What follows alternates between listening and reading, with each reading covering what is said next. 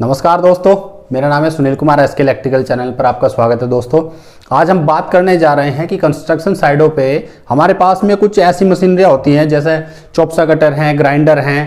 तो इस टाइप की मशीनरी जब खराब होती है तो मोस्टली साइडों पे क्या होता है कि वो रिपेयरिंग के लिए बाहर जाती है। लेकिन अगर हम थोड़ी कोशिश करें और थोड़ा ध्यान दें तो हम ये सब चीज़ें साइड पर भी सामान ला के रिपेयर कर सकते हैं। तो आज हम बात करने जा रहे हैं बोस कंपनी का GCO 200 मॉडल का जो चॉप्सा कटर है, तो उसको हम रिपेयर करके दिखाएंगे।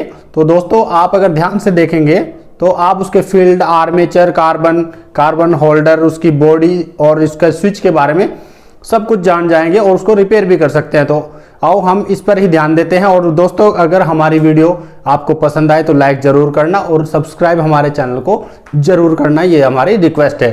तो आओ शुरू करते हैं। तो दोस्तों, ये हमारे पास में बोस का GCO 200 मॉडल का चॉप्सा कटर है। तो सबसे पहले हम इसके कार्बन के जो कवर हैं वो खोल लेंगे। सबसे पहले हमें यही चेक करना होता है कि कहीं कार्बन तो नहीं ख़राब हो गए हैं। तो कार्बन हम देखने के बाद में, लेकिन देखो इसकी कंडीशन ये लग रही है कि बहुत ज़्यादा ख़राब है। वैसा लग रहा है कि ये 220 की जगह 440 इसमें दिया गया है, क्योंकि सारे होल्डर भी जो है ना बॉडी में चिपके हुए हैं। और इस तरह से ऐसी कंडीशन में कभी कभी बॉडी भी डैमेज होने का डर रहता है। तो हम इसको पूरे को ही खोल लेते हैं, तभी हमें इसकी सारी कमियों का पता लगेगा। क्योंकि इस कंडीशन में बहुत सारी कमियां निकल जाती हैं। आर्मेचर भी जा सकता है, फील्ड भी जा सकती है, या दोनों चीज़ भी जा सकती है। तो इस तरह से हमें इसे खोलने के बाद में ही पता चलेगा सही कि इसमें क्या क्या कमी हुई है। तो इस तरह से हम इसकी पूरी बॉडी को पहले खोल लेते हैं और तब इसका कवर उठा के हम देखेंगे कि इसमें कितनी कमी है। तो हमें ये ध्यान रखना चाहिए कि जैसे हम इसको खोल रहे हैं तो वैसे वैसे ही हमें इसको पैक भी करना होता है। हम सबसे पहले क्या खोलते हैं तो ये ध्यान रखना चाहिए, वो चीज़ सबसे बाद में लगेगी जो सबसे पहले खुलेगी। तो इसी तरह से उसी मेथड पे हम ये, अभी इसका आर्मेचर देखो ये बिल्कुल जला हुआ है क्योंकि इसमें काफ़ी आग लगी हुई है। तो ये क्लियर है कि इसमें 440 वोल्टेज ही दिया गया है, गलती से किसी ने इसको डबल फेस में चलाया है। तो इस तरह से इसकी फील्ड भी ख़राब हो गई है, फील्ड भी जल गई है। तो ये दोनों चीज़ें ही हमें इसकी चेंज करनी पड़ेगी। तो एक इसके स्विच में से खोल लेते हैं और एक कनेक्टर में से इसका फील्ड का तार खोल लेते हैं और यहीं पे हमें इसको कनेक्ट करना होता है, क्योंकि फील्ड में एक तार लाइट का डायरेक्ट जाता है और एक स्विच के थ्रू जाता है। तो अब इसको कॉइल को हम जस्ट बाहर निकालेंगे। तो इसमें 2 पत्तियाँ लगी रहती है, जिसमें ये यहाँ पे इसमें देखो ये कितनी बुरी तरह से जला हुआ है और 2 पत्तियाँ इसमें लगी हुई है। इन 2 पत्तियों को हम खोल के इस फील्ड कॉइल को बाहर निकाल लेंगे। इस फील्ड कॉइल को हम फील्ड कॉइल तो कहते ही हैं, उसके अलावा इसको स्टेटर भी कहा जाता है। तो पेच खोलने के बाद में हम इसको थोड़ा सा उल्टा करके जस्ट टेबल में मारेंगे तो ये बाहर आ जाएगी। इसमें ज़्यादा परेशानी ऐसी नहीं होती है, ये आसानी से सब कुछ हो जाता है। बस अपने मन में ये नहीं सोचो कि नहीं हो पाएगा। तो इस तरह से हम इसको 2-4 बार ऐसे पटकेंगे तो धीरे धीरे ये बाहर आती चली जाएगी और ये ऐसे बाहर आ जाएगी। तो ये देखो इसके एक तरफ का हिस्सा ये बिल्कुल जल गया है, दोनों तरफ का ही ख़राब हो चुका है और ये बॉडी भी पिघल गई है, इसके होल्डर भी ख़राब हो गए हैं। तो ये सारी चीज़ें ही हमें चेंज करनी पड़ेगी इसमें। तो इस तरह से ये इसमें हम आर्मेचर नया इसकी जगह ये लगा देंगे, इसकी बैरिंग खोल के हम इसमें रिप्लेस कर देंगे। तो GCO 200 मॉडल नंबर ध्यान करके हम इसका सामान ला सकते हैं कि इसका हमें आर्मेचर और फील्ड चाहिए, या स्टेटर भी बोल सकते हैं फील्ड को। तो इस तरह से ये इसका स्टेटर है, फील्ड कॉइल, ये हम इसमें लगाएंगे और जिस तरह से हमने इसमें से सामान खोला है उसी तरह इसमें इंस्टॉल करते चले जाएंगे। तो पहले हम बैक कवर ले लेंगे। ये बैक कवर हमें चेंज करना पड़ेगा, ये लगाने के लायक नहीं है क्योंकि हम इसमें से होल्डर सही नहीं कनेक्ट कर पाएंगे कार्बन में। तो इस तरह से नया बैक कवर इसका लगा देंगे। ये इसके होल्डर भी अलग से मिलते हैं, इनको भी फिट करना पड़ता है। तो इस तरह से एक एक पार्ट इसका अलग अलग मिलता है, बॉडी बिल्कुल प्लेन मिलती है। तो ये इसका बैक कवर हो गया और इसमें हम ये फील्ड कॉइल लगा देते हैं। तो इस तरह से जब हम इसको जोड़ के देखेंगे तो हमें जो एक राउंड शेप का जो आकार इसमें दिखाई देगा वो पेंच वाला है। तो हमें पेंच के हिस्से को उसमें जहाँ पे इसमें पेंच अंदर बॉक्स में कनेक्ट होंगे तो वहाँ पे उस हिसाब से वो राउंड वाला पोर्शन पेज की तरफ रखना है और छोटे वाले जो हिस्से हैं वो कार्बन की तरफ जाएंगे और लंबे वाले तार के जो हिस्से हैं वो ऊपर की तरफ रहेंगे, जो स्विच में और उस कनेक्टर में कनेक्ट हो जाएंगे जो हमने खोले थे। तो इस तरह से ये पेज की साइड में हम इनको थोड़ा सा अंदर प्रेस कर देंगे। तो ये पहले हम इसके दोनों तारों को जो होल्डर में कनेक्टर जो लगते हैं उनको हम बाहर ले लेंगे दोनों तरफ से। इस तरह से ये बाहर आ गए और इनको हम पेंच में टाइट कर देंगे जिससे कि ये अंदर ना भागे। तो ये पेंच से अच्छी तरह इसको टाइट कर देते हैं। होल्डर को भी हम पेंच से टाइट कर देंगे क्योंकि होल्डर भी पेंच में स्क्रू के नीचे ही रुका रहता है। दोनों तरफ के ये टाइट हो गए हैं। अब हम इसको प्रेस करके थोड़ा सा और इसको फील्ड कॉइल को इसकी बिठा देंगे। इस तरह से देखो ये इसमें होल्डर भी इसका स्क्रू के नीचे टाइट रहता है जिससे कि ये इधर उधर ना जाए और ये अपनी जगह पे स्टेबल रहे। अब हम इसको फील्ड कॉइल को थोड़ा सा दोनों हाथों से बराबर प्रेस करेंगे और तार को इसके नीचे से ऐसी जगह से हटा देंगे जिससे कि वो इसके लोहे वाले हिस्से के नीचे दबने से बच जाए, नहीं तो फील्ड में करंट आने के चांस रहते हैं और मैग्नेट सही नहीं बनती। तो इस तरह से ये फिट हो गया। अब इसकी दो पत्तियां जो हमने खोली थी वो दो पत्तियां हम इसमें कर देंगे। ये पत्तियां ही इसको फील्ड कॉइल को रोक के रखती हैं, ये इसकी सपोर्ट पत्ती है और इनको हम ध्यान से टाइट करेंगे। ऐसा नहीं कि हम पत्तियों को रख के भूल गए और हम इसको ना लगाएं। चलने को ऐसे भी चल जाएगी लेकिन चलते टाइम जब वाइब्रेशन होती है तो फील्ड फिर इधर उधर थोड़ी सी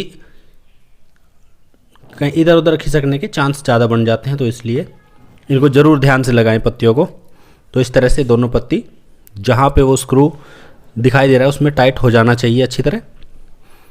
इससे फील्ड कॉइल अपनी जगह बनी रहेगी, वो बिल्कुल ज़रा सी भी नहीं हिलेगी और हमारा मशीन जो भी है वो सही काम करेगी प्रॉपर। अब इन वायरों को अब ये रबड़ भी हम ध्यान से देखेंगे, बैरिंग की रबड़ भी उसमें अंदर होनी चाहिए। और अब इस कवर को इन तारों के ऊपर हमें लगा लेना चाहिए और इनको डायरेक्ट ऐसे नहीं लगाना चाहिए, थोड़ा सा कनेक्टर जो इसका दिया हुआ है उसमें से फंसा के तार को थोड़ा ड्रेसिंग करके तब इसको बाहर निकालना चाहिए। थोड़ा सा स्पेस तार का अंदर होना चाहिए। तो इस तरह से अब इसका कवर फिट कर देंगे और फिर इसको हम सेट कर देंगे। तो अब ये सेट हो गया है, इसमें फील्ड कॉइल लग गई है और हमारे कनेक्टर भी कार्बन में लग गए हैं, कार्बन होल्डर में। ये बैरिंग हम नए वाले आर्मेचर पे लगा लेंगे क्योंकि हम इसे बैरिंग पुलर की मदद से बैरिंग को निकाल के कर देंगे और जो बैरिंग ख़राब होगा उसको रिप्लेस कर देंगे। तो इसमें 6202 का बैरिंग फ्रंट में लगता है और बैक में 608 का लगता है, यानी 608। तो ये बैरिंग हम चेंज कर देंगे। ये हमने इस पर नए वाले आर्मेचर पे बैरिंग लगा दिए और अब हम इसको इसमें सेट करते हैं। तो इस तरह से ये हमारा चौपसा कटर है और अब इसमें धीरे धीरे इसको हम सेट करना शुरू करेंगे। जो चीज़ ये ध्यान रखना चाहिए, जो चीज़ हमने पहले खोली वो बाद में लगेगी और जो बाद में खोली है वो सबसे पहले लगेगी। तो आर्मेचर हमने सबसे बाद में इसमें से निकाला था, वो सबसे पहले लगेगा। तो इसको अच्छी तरह साफ़ कर लेना चाहिए क्योंकि कभी कभी इसमें कुछ ऐसे मोटे मोटे लोहे के कण भी पड़े रहते हैं। तो उसको पहले वाले ग्रीस को जितना हो सके साफ़ करें और नया ग्रीस लगाएं। ज़्यादा ओवर ग्रीसिंग ना करें, इससे भी दिक्कत पैदा हो जाती है।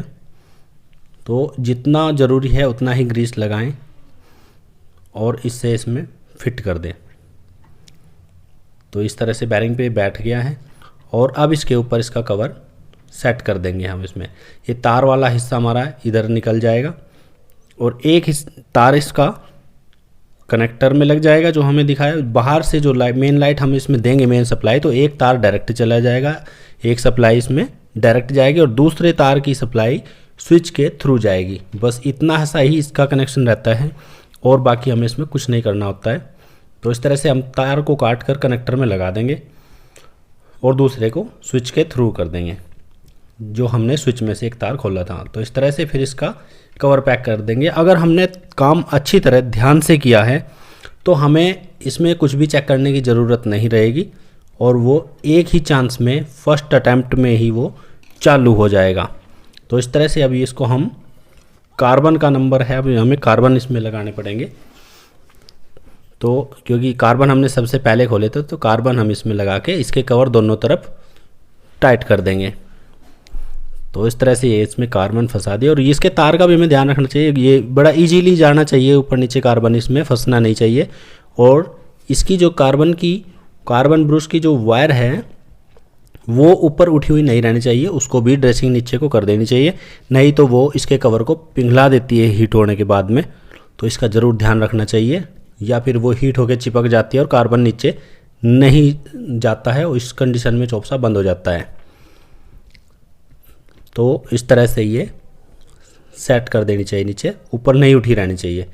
अब इसका कवर भी इस पर लगा देना चाहिए हमें, और दोनों तरफ का हम कार्बन डाल के इसका कवर पैक कर देते हैं। और अब अपना ये काम कंप्लीट हो गया है, अब ये टेस्टिंग के लिए रेडी है। तो इस तरह से हम इसको टाइट करके, और इसके सारे पेज टाइट कर सकते हैं हम, कोई प्रॉब्लम नहीं। हमने अगर ध्यान से काम किया है तो ये पहले ही चांस में स्टार्ट हो जाएगा। तो अब हम इसको सारे स्क्रू अच्छी तरह से टाइट करेंगे। स्क्रू कोई भी इसमें ना ऐसा छोड़े कि हमने नहीं लगाया, स्क्रू को सारे को ध्यान से टाइट करें। और इस तरह से ये सारे स्क्रू टाइट करने के बाद में ये अब तैयार हो गया है। सारे स्क्रू अच्छे चेक करो और फिर इसको अब ये चला के देखते हैं हम। ये हम इसमें मेन सप्लाई दे देते हैं, और काम हमने अगर ध्यान से किया है तो दोस्तों हम फिर बता देते हैं कि ये ज़रूर चलेगा और पहले ही चांस में चलेगा। तो ये चालू हो गया है, अब ये काम करने के लिए रेडी है। हम इस पर लोहे पे चला कर देखेंगे। दोस्तों अगर हमारी वीडियो आपको पसंद आए तो लाइक ज़रूर करना, हमारे चैनल को सब्सक्राइब ज़रूर करना। दोस्तों हमें सब्सक्राइबर की ज़रूरत हमेशा रहेगी, और वैसे हमें दोस्तों सब्सक्राइबर मिल रहे हैं, हमें दर्शकों का प्यार मिल रहा है, लेकिन हम चाहते हैं कि और ज़्यादा मिले, हम ज़्यादा वीडियो बना के डाल लें। तो दोस्तों आज के लिए इतना ही, नेक्स्ट वीडियो में फिर मिलेंगे। बहुत बहुत धन्यवाद दोस्तों।